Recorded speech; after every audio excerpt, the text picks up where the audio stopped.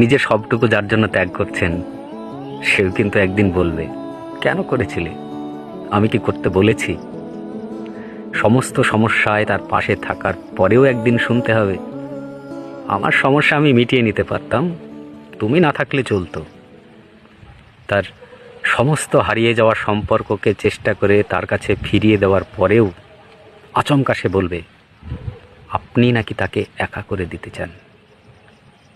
আসলে অনুভূতিগুলো মরে গেলে রয়ে যায় শুধু যুক্তি আর তর্কের পাহাড়।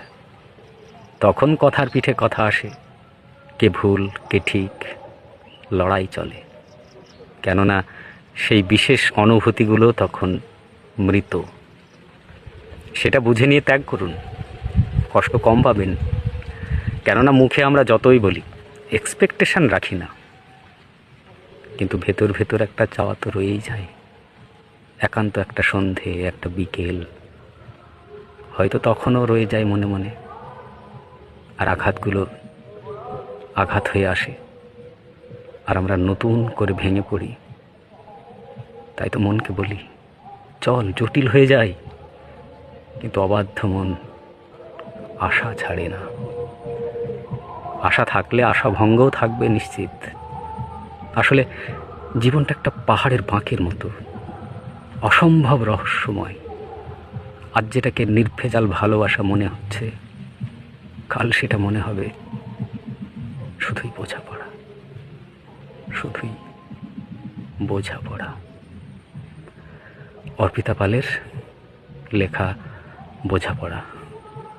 আমাদের জীবনে কত সম্পর্ক, কত ভালোবাসা, কত আত্মীয়তা, কিন্তু দিন শেষে যখন হিসেব করতে বসি জীবনের, তখন মনে হয় সত্যিই জীবনটা শুধু বোঝাপড়া। আমি একটা তুই চাই, একটা সত্যিকারের তুই চাই, যে জানবে আমার পুরো ভিতরটা, জানবে আমার লুকোনো সব দোষ, আমার বদমাইশি, আমার নোংরামি, আমার কলঙ্ক। যে নিজের থেকে আমার ভুলগুলোর অংশীদার হবে, আমার পাপগুলো অর্ধেক করে লিখে নেবে নিজের খাতার প্রথম পাতায়। আমি এমন একটা তুই চাই, যাকে নির্দ্বিধায় উপহার দেব আমার সব অনিয়ম, অপারগতা, আমার বদভ্যাস, আমার উচ্ছৃঙ্খলতা। আমি পিঠ চাপড়ে তার কাঁধে তুলে দেব আমার সব অসহায়ত্বের ঝুলি, আমার একাকিত্ব, আমার নিঃসঙ্গতার কষ্ট, আমার দুশ্চিন্তা, আমার হতাশা। তারপর সবগুলো ঝাড়ুদারের মতো কুড়িয়ে নিয়ে সে বাঁধবে মস্ত এক বস্তা।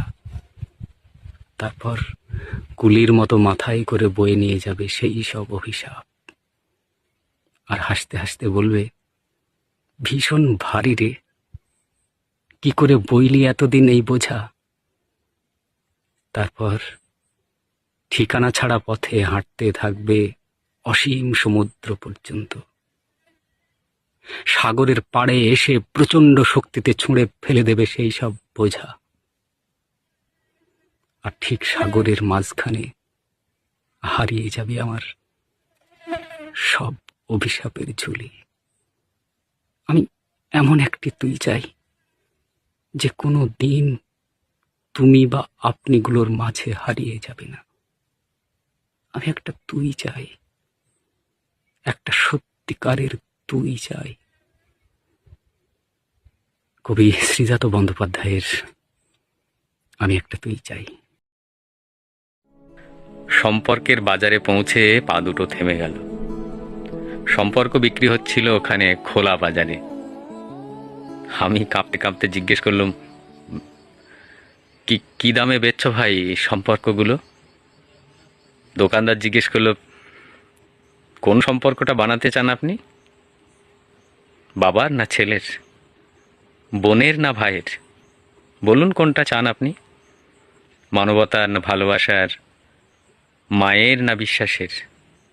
বাবুজি, কিছু তো বলুন কোনটা চান? চুপচাপ দাঁড়িয়ে কেন? ভেবে বলুন।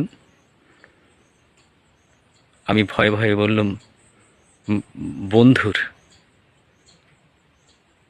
দোকানদার ভিজে চোখে বলল, দুনিয়াটা এই সম্পর্কেই তো টিকে আছে। তবে মাফ করবেন বাবুজি, এই সম্পর্কটা বিক্রির জন্য নয়। এর কোনো দাম দিতে পারবেন না। আর যেদিন এই সম্পর্কটা বিক্রি হয়ে যাবে, সেদিন দুনিয়াটা উজাড় হয়ে যাবে। কবি শক্তি চট্টোপাধ্যায়ের সম্পর্ক। আমার দূরে কাছের ফেসবুকের সমস্ত বন্ধুদের জন্য রাখলাম এই কবিতাটি। সম্পর্ক। সুরঞ্জনা, ওইখানে যেও না কো তুমি, বলো না কো কথা ওই যুবকের সাথে। ফিরে এসো সুরঞ্জনা, নক্ষত্রের রূপলি আগুন ভরা রাতে। ফিরে এসো এই মাঠে ঢেউয়ে, ফিরে এসো হৃদয়ে আমার। দূর থেকে দূরে, আরো দূরে, ওই যুবকের সাথে তুমি যেও না কো আর। কি কথা তাহার সাথে, তাহার সাথে? আকাশের আড়ালে আকাশে মৃত্তিকার মতো তুমি আজ, তার প্রেম ঘাস হয়ে আসে। সুরঞ্জনা, তোমার হৃদয় আজ ঘাস, বাতাসের ওপারে বাতাস, আকাশের ওপারে আকাশ। ফিরে এসো সুরঞ্জনা, নক্ষত্রের রূপলি আগুন ভরা রাতে। ফিরে এসো। রূপসী বাংলার কবি জীবনানন্দ দাশের আকাশলীলা।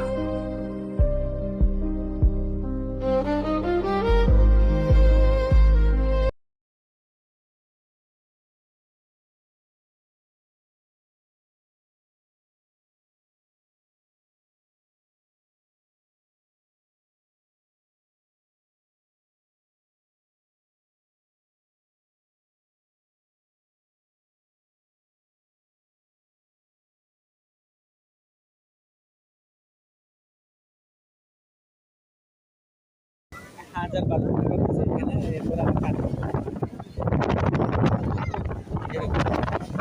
আমি যা আছি আর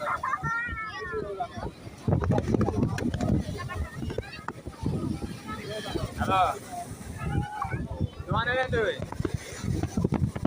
ওই পেঁয়াজের দাম কত? পেঁয়াজ কত করে পেঁয়াজ?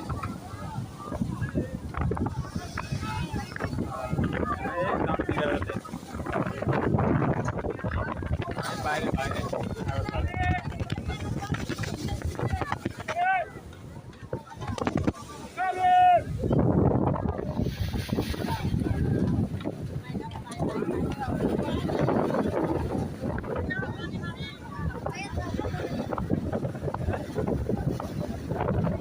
একটু গেট করে দিতে হবে।